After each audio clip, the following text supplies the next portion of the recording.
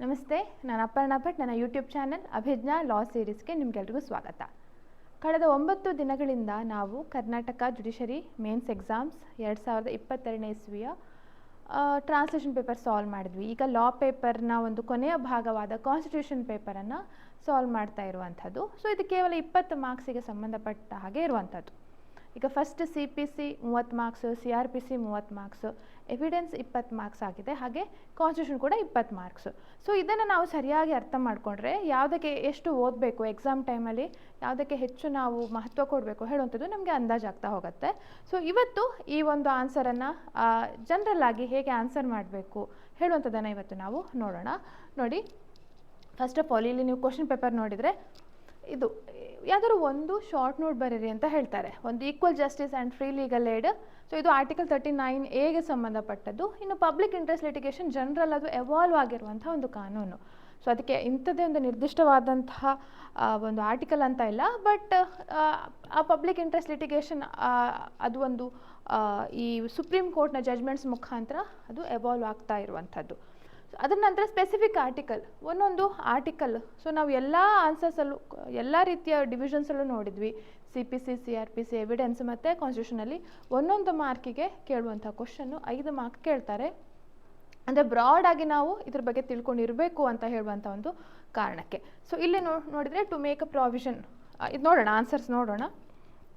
ಇದೊಂದು ಮೆಥಡ್. ಹಾಗೆ 10 ಮಾರ್ಕಿನ ಒಂದು ಕ್ವಶನ್ ಏನು ಬೇಸಿಕ್ ಸ್ಟ್ರಕ್ಚರ್ ಡಾಕ್ಟ್ರಿನ್ ಬಗ್ಗೆ ಒಂದು ಕೇಳುವಂಥ ಕ್ವಶನ್ನು, ಅಥವಾ ಲ್ಯಾಂಡ್ ಮಾರ್ಕ್ ಡಿಸಿಷನ್ಸ್ ಬಗ್ಗೆ 5 ಕ್ವಶನ್ಸ್ಗಳನ್ನು ಕೊಟ್ಟು 2 ಮಾರ್ಕ್ಸಿಗೆ ಆನ್ಸರ್ ಮಾಡಬೇಕು ಅಂತ ಹೇಳುವಂಥದ್ದು. ಸೊ ಇದು ನಾವು ಆನ್ಸರ್ ನಾವು ನೋಡ್ಲಿಕ್ಕೆ ಹೋದರೆ, ಸೊ ಇಲ್ಲಿಗೆ ನಮ್ಮ ಲಾ ಪೇಪರ್ 1 ಮುಗಿಯುತ್ತೆ.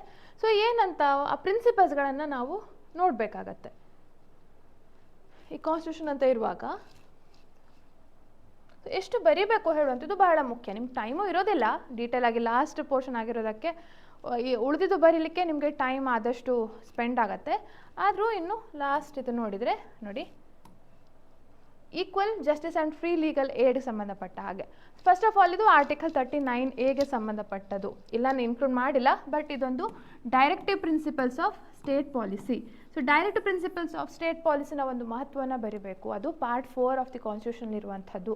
ಹಾಗೆ ಅದು ಫಂಡಮೆಂಟಲ್ ರೈಟ್ಸ್ ಎಲ್ಲ ಎನ್ಫೋರ್ಸಬಲ್ ಅಲ್ಲ, ಆದರೆ ಇಟ್ ಈಸ್ ಒಂದು ವೆಲ್ಫೇರ್ ಸ್ಟೇಟ್ ಹೇಗೆ ಇರಬೇಕು ಹೇಳುವಂಥದ್ದಕ್ಕೆ ಒಂದು ಗೈಡಿಂಗ್ ಪ್ರಿನ್ಸಿಪಲ್ ಅಂತ ಹೇಳಿ ಒಂದು ಇಂಟ್ರೊಡಕ್ಷನ್ ಕೊಟ್ಟು, ಆಮೇಲೆ article 39A equal justice and free legal aid ಅಂತ ಏನು, ಯಾಕೆಂದರೆ ನಿಮಗೆ ಅಷ್ಟೊಂದು ಪಾಯಿಂಟ್ಸ್ಗಳು ನೆನಪಾಗಲಿಕ್ಕಿಲ್ಲ.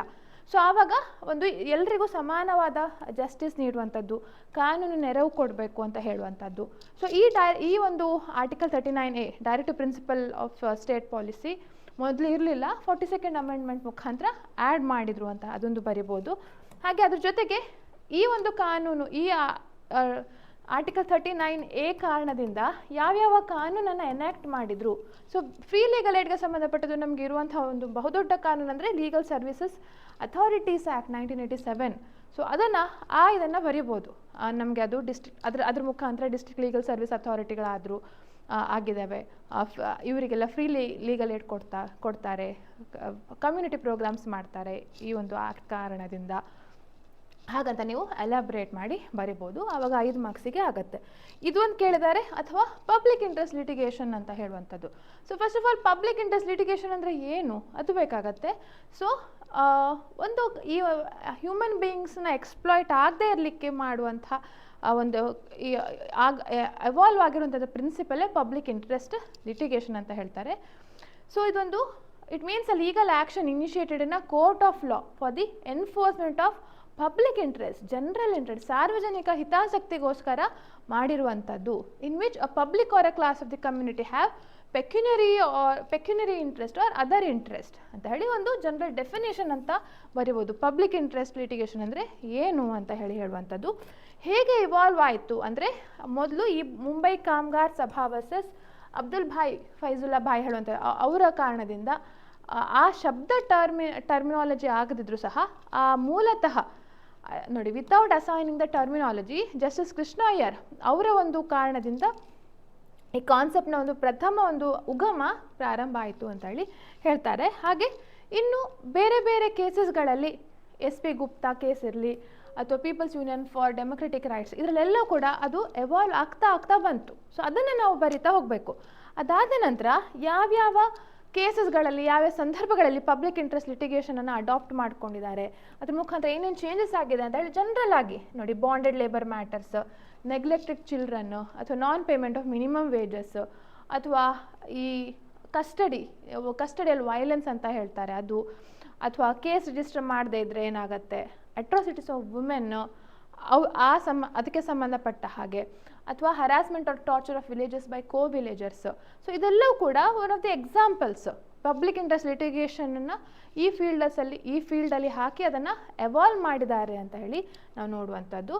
ಹಾಗೆ ಇದು ಕೂಡ ಎಕ್ಸಾಂಪಲ್ಸ್, ರೈಟ್ ವಿಕ್ಟಿಮ್ಸ್, ಫ್ಯಾಮಿಲಿ ಪೆನ್ಷನ್ಗೆ ಸಂಬಂಧಪಟ್ಟ ಹಾಗೆ, ಮೇನ್ ಆಗಿ ಎನ್ವೈರ್ಮೆಂಟಲ್ ಪೊಲ್ಯೂಷನ್ ನಾವು ಹೈಯೆಸ್ಟ್ MC ಮೆಹ್ತಾ ಕೇಸ್ ಏನು ಹೇಳ್ತೇವೆ ಅದೆಲ್ಲ ಕೂಡ ಪಬ್ಲಿಕ್ ಇಂಟ್ರೆಸ್ಟ್ ಲಿಟಿಗೇಷನಲ್ಲೇ ಬಂದಿರುವಂಥದ್ದು. ಸೊ ಅದನ್ನು ಕೂಡ ನೀವು ಹೈಲೈಟ್ ಮಾಡ್ಬೋದು. ಕೇಸ್ ಲಾಸ್ ನೆನಪಿದ್ರೆ ಒಂದು 4-5 ಬರೆದ್ರೆ ಒಳ್ಳೆಯದು. ನಾನು ಜನರಲ್ ಇದು ಕೊಟ್ಟಿದ್ದೇನೆ ಯಾವ ಫೀಲ್ಡಲ್ಲಿ ಅಂತ. ಅದಕ್ಕೆ ಕೆಲವೊಂದರಲ್ಲಿ ಪಬ್ಲಿಕ್ ಇಂಟ್ರೆಸ್ಟ್ ಲಿಟಿಗೇಷನನ್ನು they are not to be entertain ಅಂತ ಕೂಡ ಹೇಳ್ತಾರೆ. ಸೊ ಅದು ನೋಡಿ, landlord tenant matters, service matters, ಹಾಗೆ ಈ ರೀತಿ ಲೋಕಲ್ ಬಾಡೀಸ್ ಅದಕ್ಕೆ ಸಂಬಂಧಪಟ್ಟದಕ್ಕೆಲ್ಲ ಪಬ್ಲಿಕ್ ಇಂಟ್ರೆಸ್ಟ್ ಲಿಟಿಗೇಷನ್ ಅವಶ್ಯಕತೆ ಇಲ್ಲ ಅಂತ, ಸೊ ಮಾಡಲಿಕ್ಕಿಲ್ಲ ಅಂತ ಹೇಳಿ. ಸೊ 5 ಮಾರ್ಕಿಗೆ ಆಗಿರೋ ಕಾರಣಕ್ಕೆ ನಿಮಗೆ ಗೊತ್ತಾಗುತ್ತೆ ಯಾವಾಗಲೂ ಏನು ಅದು ಎಕ್ಸ್ಪ್ರೆಷನ್ ಡೆಫಿನೇಷನ್ ಇದ್ದರೆ ಹೇಳಬೇಕು, ಇಲ್ಲಾಂದರೆ ನಿಮ್ಮ ಪ್ರಕಾರ ಅದು ಏನು, what is the meaning of that ಹೇಳುವಂಥದ್ದು ಇಂಟ್ರಡಕ್ಷನ್ ಪೋರ್ಷನಲ್ಲಿ ಬರುತ್ತೆ. ಅದಾದ ನಂತರ ಮೇನ್ ಮ್ಯಾಟರ್ ಏನು, ಲೈಕ್ ಯಾವ್ಯಾವ ವಿಷಯಗಳಲ್ಲಿ ಪಬ್ಲಿಕ್ ಇಂಟ್ರೆಸ್ಟ್ ಲಿಟಿಗೇಷನ್ನು ಇದೆ, ಅಥವಾ ಅದಕ್ಕೆ ಯಾವ್ದಾದ್ರು ಸೆಕ್ಷನ್ ಇದೆಯಾ, ಆರ್ಟಿಕಲ್ ಇದೆಯಾ, ಇಲ್ಲ ಅಂದರೆ ಯಾವುದಾದ್ರು ಕೇಸ್ ಲಾಸ್ನ ಹಿನ್ನೆಲೆ ಇದೆಯಾ, ಇದನ್ನೆಲ್ಲವೂ ಬರೆದು ಆಮೇಲೆ ಈ ರೀತಿ ಬರಿಬೋದು. ಸೊ ಇದು 5 ಮಾರ್ಕ್ಸ್ನ ಇದಾಯಿತು. ಇನ್ನು ನೆಕ್ಸ್ಟ್ ನೋಡೋದಾದರೆ 1 ಮಾರ್ಕ್ ಕ್ವಶನ್ ನಾವು ನೋಡ್ಲಿಕ್ಕೆ ಹೋದರೆ, to make provision for reservation in the appointment of the services under the state in favour of any backward class of citizens.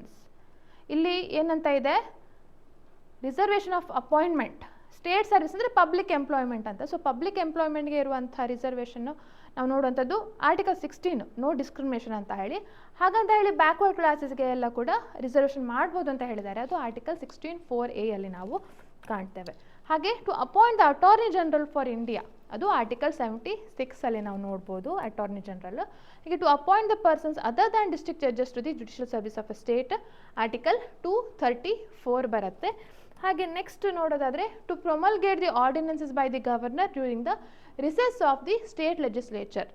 ಆರ್ಡಿನೆನ್ಸನ್ನು promulgation ಮಾಡುವಂಥದ್ದು ಗವರ್ನರ್ ಮಾಡುವಂಥದ್ದಾದರೆ ಆರ್ಟಿಕಲ್ 213 ಅದು ಬರುತ್ತೆ. ಹಾಗೆ ಫೈನಾನ್ಷಿಯಲ್ ಎಮರ್ಜೆನ್ಸಿ, 3 ಥರದ ಎಮರ್ಜೆನ್ಸಿಗಳಿವೆ. ಸೊ ಇದು one kind of emergency, financial emergency, ಅದನ್ನು proclamation ಮಾಡುವಂಥದ್ದು article 360 ಅಲ್ಲಿ ನಾವು ಕಾಣ್ತೇವೆ. ಹಾಗೆ 10 ಮಾರ್ಕಿನ ಕ್ವಶನ್ನು ಡಿಸ್ಕ್ರಿಪ್ಟಿವ್ ಕ್ವಶನ್ಸ್ ಅಂತ ಏನು ನಾವು ನೋಡ್ಬೋದು. ಅದರಲ್ಲಿ 2 ಕ್ವಶನ್ ಕೇಳಿದ್ದಾರೆ. ಒಂದು ಬೇಸಿಕ್ ಸ್ಟ್ರಕ್ಚರ್ ಡಾಕ್ಟ್ರಿನ್ ಅಂತ ಹೇಳಿ ನಾವು ಕಾಣ್ತೇವಲ್ಲ, ಅದು ಬೇಸಿಕ್ ಸ್ಟ್ರಕ್ಚರ್ ಡಾಕ್ಟ್ರಿನ್ ಹೇಗೆ ಎವಾಲ್ವ್ ಆಯಿತು ಅಂತ ಹೇಳಿ. ಸೊ ಆವಾಗ ನೀವು ಹೇಗೆ ಮಾಡ್ತೀರಿ, ಅದು ಎವಾಲ್ವ್ ಆಗಿರೋದೇ ಪ್ಲೆಥೋರಾ ಆಫ್ ಕೇಸಸ್ಗಳ ಮುಖಾಂತರ. ಸೊ ಬೇಸಿಕ್ ಸ್ಟ್ರಕ್ಚರ್ ಡಾಕ್ಟ್ರಿನ್ ಅಂದರೆ ಏನು, ಕೆಲವೊಂದು ಕಾನ್ಸ್ಟಿಟ್ಯೂಷನಲ್ಲಿ ಬೇಸಿಕ್ ಫೀಚರ್ಸ್ಗಳಿರ್ತವೆ, ಅದನ್ನು ಎಂಥದೇ ಸಂದರ್ಭದಲ್ಲೂ ಕೂಡ ಅದನ್ನು ಕಿತ್ಕೊಳ್ಳಿಕ್ಕೆ ಆಗೋದಿಲ್ಲ, ಅಮೆಂಡ್ಮೆಂಟ್ ಮುಖಾಂತರ ಅದನ್ನು ತೆಗೆದುಹಾಕ್ಲಿಕ್ಕೆ ಆಗೋದಿಲ್ಲ ಹೇಳುವಂಥದ್ದು. ಫೈನಲ್ ಆಗಿ ಅದನ್ನು ಹೇಳಿರುವಂಥದ್ದು ಆ್ಯಕ್ಚುಲಿ ಕೇಶವಾನಂದ ಭಾರತಿ ಕೇಸ್, ಅದು ಎವಾಲ್ವ್ ಆಗಿರುವಂಥದ್ದು ಕೇಶವಾನಂದ ಭಾರತಿ, ಅದಕ್ಕೆ ಫಂಡಮೆಂಟಲ್ ರೈಟ್ ಕೇಸ್ ಅಂತ ಕೂಡ ಹೇಳ್ತಾರೆ. ಆದರೆ ಫಸ್ಟ್ ಆ ಅಮೆಂಡೆಬಿಲಿಟಿ ಆಫ್ ಫಂಡಮೆಂಟಲ್ ರೈಟ್ಸ್ ಅದಕ್ಕಿಂತ ಪೂರ್ವದಲ್ಲಿ ಒಂದು ಹಿನ್ನೆಲೆ ಇರುತ್ತೆ. ಸೊ ಅದೆಲ್ಲವೂ ಕೂಡ ನಾವು ಈ 3 ಕೇಸಸ್ಗಳಲ್ಲಿ ಕಾಣ್ಬೋದು, ಶಂಕರಿ ಪ್ರಸಾದ್, ಸಜ್ಜನ್ ಸಿಂಗ್, ಗೋಲಕ್ನಾಥ್ ಅಂತ ಹೇಳಿ. ಅದು ಆದ ನಂತರ ಇಲ್ಲಿ ಬೇಸಿಕ್ ಸ್ಟ್ರಕ್ಚರ್ ಏನಂತ ಹೇಳಿದರು ಕೇಶವಾನಂದ ಭಾರತಿ ಕೇಸಲ್ಲಿ. ಅದಾದ ನಂತರ ಇನ್ನೂ ಎವಾಲ್ವ್ ಆಗಿರುವಂಥದ್ದು ಬೇಸಿಕ್ ಸ್ಟ್ರಕ್ಚರ್ಸ್ಗಳು ಯಾವ್ದ್ಯಾವುದು, ಈಗ ಜುಡಿಷಿಯಲ್ ರಿವ್ಯೂ ಬೇಸಿಕ್ ಸ್ಟ್ರಕ್ಚರಾ, ಫಂಡಮೆಂಟಲ್ ರೈಟ್ಸ್ ಬೇಸಿಕ್ ಸ್ಟ್ರಕ್ಚರಾ, ಹಾಗಂತ ಹೇಳಿ ಇಲ್ಲಿ ಕೊಟ್ಟಿರುವಂಥದ್ದನ್ನು ಇನ್ನೂ ಎಕ್ಸ್ಪ್ಲೋರ್ ಮಾಡಿದರು. ಇನ್ನೂ ಕೆಲವೊಂದು ಕ್ಯಾಟಗರೀಸ್ಗಳನ್ನು ಬೇಸಿಕ್ ಸ್ಟ್ರಕ್ಚರ್ ಅಂತ ಹೇಳಿರುವಂಥದ್ದು. ಇನ್ನು ಅದರ ನಂತರದ ಕಾನೂನುಗಳಲ್ಲೆಲ್ಲ Indira Nehru Gandhi, Minerva Mills, Waman Rao, IR Coelho ಮತ್ತು M ನಾಗರಾಜ್, ಇನ್ನೂ ಹಲವಾರು ಕೇಸಸ್ಗಳು ಕೂಡ ಇವೆ. ಆದರೆ ಇದು ಒಂದು ಬೇಸಿಕ್ ಆಗಿ 10 ಮಾರ್ಕಿನ ಕ್ವಶನ್ಗೆ ಇದೊಂದು ಕೇಸ್ ಬರೆದು ವಾಟ್ ಇಸ್ ಸೇ ಅಂತ ಹೇಳಿ ಒಂದು 2-3 ಲೈನಲ್ಲಿ ಬರೀತಾ ಹೋಗಬೇಕು. ಸೊ ಇದು ಈ ರೀತಿ ಲ್ಯಾಂಡ್ಮಾರ್ಕ್ ಡಿಸಿಷನ್ಸ್ ಮೇಲೆ ಆಧಾರ ಆಗಿರುವಂತಹ ಏನಾದರೂ ಕ್ವಶನ್ ಇದ್ದರೆ ಆವಾಗ ಆ ಜಡ್ಜ್ಮೆಂಟ್ಸ್ಗಳನ್ನು ಹೆಸರು ಬರೆದು ಒಂದು 2-3 ಲೈನಲ್ಲಿ ಅದನ್ನು ನೋಡಬೇಕು. ಸೊ ಎಷ್ಟು ಕೇಸಸ್ಗಳಿವೆ ಅಂತ ಅದನ್ನು ನೋಡ್ಕೊಂಡು ನಾವು ಬರಬೇಕಾಗತ್ತೆ. ಇನ್ನು ಅದಾದ ನಂತರ ಕೆಲವೊಂದು ಲೀಗಲ್ ಪ್ರಿನ್ಸಿಪಲ್ಸ್ಗಳು. ಸೊ ಇದು 2 ಮಾರ್ಕಿಗೆ ಇರುವಂಥದ್ದಲ್ವಾ. So Indira Sawhney versus union of India ಅಂತ ಹೇಳೋದು ಮಂಡಲ್ ಕಮಿಷನ್ ಕೇಸ್ ಅಂತ ಹೇಳ್ತಾರೆ. ಅದು ಮೇನ್ ಆಗಿ ಈ OBC ಕ್ಯಾಟಗರಿಗೆ ರಿಸರ್ವೇಷನ್ ಯಾವ ರೀತಿ ಕೊಡಬೇಕು ಹೇಳುವಂಥದ್ದು, ಅಥವಾ ಪಬ್ಲಿಕ್ ಎಂಪ್ಲಾಯ್ಮೆಂಟಲ್ಲಿ ಯಾವ ರೀತಿ ರಿಸರ್ವೇಷನ್ ಕೊಡಬೇಕು ಹೇಳುವಂಥದ್ದನ್ನೆಲ್ಲ ಹೇಳಿರುವಂಥದ್ದು ಈ ಮಂಡಲ್ ಕಮಿಷನ್ ಅಂತ ಹೇಳುವಂಥ ಡಿಸೈಡ್ ಮಾಡಿತ್ತು, ಅದನ್ನು ಸುಪ್ರೀಂ ಕೋರ್ಟ್ ಎಕ್ಸಾಮಿನ್ ಮಾಡಿ ಸುಪ್ರೀಂ ಕೋರ್ಟ್ಗೆ ಒಂದು ಗೈಡ್ಲೈನ್ಸ್ ಕೊಟ್ಟಿದೆ. ಅದೇ Indira Sawhney versus union of India, which is also known as Mandal commission case. ಇದು ಒಂದಾಯಿತು. ಹಾಗೆ ನೆಕ್ಸ್ಟ್ ನೋಡೋದಾದರೆ Gurbaksh Singh Sibbia versus state of Punjab. ಇದು ಮೇನ್ ಆಗಿ ಆ್ಯಂಟಿಸಿಪೇಟರಿ ಬೇಲಿಗೆ ಸಂಬಂಧಪಟ್ಟ ಕೇಸಸ್ಗಳಿಗೆ ಅಪ್ಲೈ ಆಗುವಂಥದ್ದು. ಸೊ ಇದು ಒಂದು ಲ್ಯಾಂಡ್ಮಾರ್ಕ್ ಡಿಸಿಷನ್. ಹಾಗೆ national legal service authority versus union of India, ಇದು ಯಾವುದಕ್ಕೆ, ಇದರಲ್ಲಿ ನಾವು ನೋಡೋದಾದರೆ ಈ ಟ್ರಾನ್ಸ್ಜೆಂಡರ್ಸ್ ಕೂಡ ಅವರನ್ನು ಕೂಡ ಡಿಸ್ಕ್ರಿಮಿನೇಷನ್ ಮಾಡಬಾರ್ದು ಹೇಳುವಂಥದ್ದು, ಅವರಿಗೂ ಕೂಡ ಸಮಾನತೆ ಇದೆ, ರೈಟ್ ಟು ಈಕ್ವಾಲಿಟಿ ಇದೆ ಅಂತ ಹೇಳಿ ಅವರ ಆ ಒಂದು ಇದನ್ನು ರೆಕಗ್ನೈಸ್ ಮಾಡಿರುವಂಥದ್ದು ಈ ಕೇಸಲ್ಲಿ, national legal service authority versus union of ಇಂಡಿಯಾದಲ್ಲಿ. ಹಾಗೆ D K Basu versus state of West Bengal, ಈ ಕೇಸ್ ಯಾವುದಕ್ಕೆ ಸಂಬಂಧಪಟ್ಟದ್ದು, ಇದು ಮೇನ್ ಆಗಿ ಕಸ್ಟಡಿಯಲ್ ವೈಲೆನ್ಸ್ಗೆ ಸಂಬಂಧಪಟ್ಟ ಹಾಗೆ ಹಾಕಿರುವಂಥ ಕೇಸು. ಅದರಲ್ಲಿ ಸುಪ್ರೀಂ ಕೋರ್ಟ್ ಡೀಟೇಲ್ ಆದ ಗೈಡ್ಲೈನ್ಸ್ ಕೊಡ್ತು, ಹೇಗೆ ಯಾವ ರೀತಿ ಪೊಲೀಸ್ ಕಸ್ಟಡಿಯಲ್ಲಿರೋರನ್ನು ಯಾವ ರೀತಿ ನಡೆಸ್ಕೊಳ್ಬೇಕು ಅಂತ ಹೇಳುವಂಥದ್ದು. ಸೊ ಅದೆಲ್ಲ ಇಲ್ಲಿ ನಾವು ಕಾಣ್ತೇವೆ ಈ ಕೇಸಲ್ಲಿ, ಕಸ್ಟಡಿಯಲ್ ವೈಲೆನ್ಸ್ಗೆ ಸಂಬಂಧಪಟ್ಟದ್ದು. ಇನ್ನು Shrimati Selvi versus state of Karnataka, so ಇದು ಮೇನ್ ಆಗಿ ಈ ನಾರ್ಕೋ ಅನಾಲಿಸಿಸ್ಗೆ ಸಂಬಂಧಪಟ್ಟ ಹಾಗೆ ರೈಟ್ ಅಗೇನ್ಸ್ಟ್ ಸೆಲ್ಫ್ ಇನ್ಕ್ರಿಮಿನೇಷನ್ನ ಎತ್ತಿ ಹಿಡಿದಿರುವಂಥದ್ದು. ಸೊ ನಾರ್ಕೋ ಅನಾಲಿಸಿಸ್ ಅಂದರೆ ಯಾವ ರೀತಿ ಮಾಡಬೇಕು ಹೇಳುವಂಥದ್ದು, ಅಥವಾ ಎಲ್ಲ ರೀತಿಯ ಲೈಕ್ ಡಿಟೆಕ್ಷನ್ನು, brain electro analysis technique, so ಅದ್ರ ಬಗ್ಗೆ ಇನ್ವಾಲೆಂಟ್ರಿ ಸಬ್ಜೆಕ್ಷನ್ ಮಾಡೋದಾದರೆ ಅದು ಆರ್ಟಿಕಲ್ ವೈಲೇಷನ್ ಆಗುತ್ತೆ, ಆರ್ಟಿಕಲ್ 21, 20 ಅದೆಲ್ಲ ವೈಲೇಷನ್ ಆಗುತ್ತೆ ಅಂತ ಹೇಳಿರುವಂಥ ಕೇಸ್ ಇದು. ಸೊ ಇದು ಇಷ್ಟು ಈ ಒಂದು ಕೇಸಸ್ಗಳ ಬಗ್ಗೆ ನಾನಿವತ್ತು ನಿಮಗೆ ಕಾನ್ಸ್ಟಿಟ್ಯೂಷನ್ಗೆ ಸಂಬಂಧಪಟ್ಟ ಇದ್ರ ಬಗ್ಗೆ ತಿಳಿಸ್ಕೊಟ್ಟೆ. ಸೊ ಇನ್ನು ಬರುವಂಥ ದಿನಗಳಲ್ಲಿ 2 ಕ್ವಶನ್ ಪೇಪರ್ ಬಾಕಿ ಇದೆ. ಸೊ ಅದನ್ನು ಆದಷ್ಟು ಒಂದೊಂದು ದಿನದಲ್ಲಿ ಮುಗಿಸ್ಲಿಕ್ಕೆ ಟ್ರೈ ಮಾಡ್ತೇನೆ, ಯಾಕೆಂದರೆ ಚಾರ್ಜಸ್ ಅಂತ ಒಂದಿರುವಂಥದ್ದು, ಇನ್ನು ಜಜ್ಮೆಂಟ್ ರೈಟಿಂಗ್ ಅಥವಾ ಇಶ್ಯೂಸ್ ಅಂತ ಇರುವಂಥದ್ದು, ಅಥವಾ ಸಿವಿಲ್ ಜಜ್ಮೆಂಟ್ ರೈಟಿಂಗ್. ಸೊ ಅದು ಕಾನ್ಸೆಪ್ಟ್ಸ್ಗಳು ಏನು ಅಂತ ನಿಮಗೆ ತಿಳಿಸ್ಕೊಟ್ರೆ it would be easy for you to solve them. So translation ಮತ್ತು ಲಾ ಪೇಪರ್ 1 ಕವರ್ ಆಯಿತು. ಇನ್ನು ಇರುವಂಥದ್ದು 2 ಕ್ವಶನ್ ಪೇಪರು, ಅದು ಬರುವ ದಿನಗಳಲ್ಲಿ ಏನು ಎಕ್ಸಾಮ್ ಹತ್ತಿರ ಇದೆ ಅದಕ್ಕಿಂತ ಮುಂಚೆ I will be completing that ಅಂತ ಹೇಳ್ತಾ, ಇನ್ನು ಹೊಸದಾಗಿ ಯಾರು ಈ ವಿಡಿಯೋನ ನೋಡ್ತಿದ್ದೀರಿ ಅವರಿಗೆ ಈ ಒಂದು ಅಭಿಜ್ಞಾ ಲಾ ಸೀರೀಸ್ ಬಗ್ಗೆ ಗೊತ್ತಿಲ್ಲ ಅಂದರೆ ನಮ್ಮ ಆ್ಯಪ್ ಇದೆ, ನಮ್ಮ ವೆಬ್ಸೈಟ್ ಇದೆ, ಅಭಿಜ್ಞಾ ಲಾ ಸೀರೀಸ್ ಅಂತ ನೀವು ಪ್ಲೇಸ್ಟೋರಲ್ಲಿ ಡೌನ್ಲೋಡ್ ಮಾಡ್ಕೊಳ್ಬೋದು, ಅಥವಾ www.abhijnalegal.in ಅಂತ ಅದನ್ನು ಕೂಡ ಡೌನ್ಲೋಡ್ ಮಾಡ್ಕೊಳ್ಬೋದು.